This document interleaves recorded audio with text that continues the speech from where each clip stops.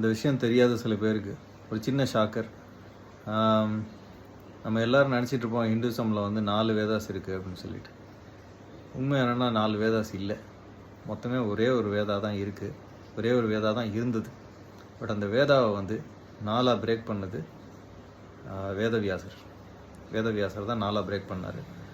அதை பிரேக் பண்ணுறதுக்கும் ஒரு ரேஷ்னல் வச்சு பிரேக் பண்ணார். ஸோ இந்த மாதிரியான எக்ஸ்ப்ரெஷன் இருக்கிறது, இந்த மாதிரி வந்து இந்த மாதிரியான சந்தஸ் மீட்டர்ஸ் அப்படின்னு சொல்லுவாங்க. ஸோ அதை பேஸ் பண்ணி வேதவியாசர் தான் கம்பைல் பண்ணி பிரேக் பண்ணார்.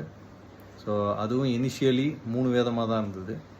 அதுக்கப்புறமா 4வது வேதமாக வந்து திரும்ப அதர்வண வேதம் ப்ளேஸ் பண்ணப்பட்டுச்சு.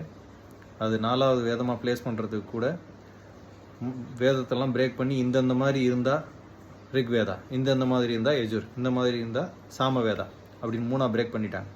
பண்ணி முடித்ததுக்கப்புறம் சில சாங்ஸ் எல்லாம் வேதாவில் இருக்கிற சில சாங்ஸ் எல்லாம் எதுலேயுமே கிளாஸிஃபை ஆகலை, எந்த இதுலேயுமே கிளாஸிஃபிகேஷன்லேயே வரல.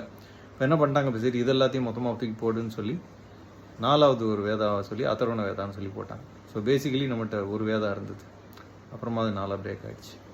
அவர் தான் கம்பைல் பண்ணி எடுத்து கொடுத்தாரு.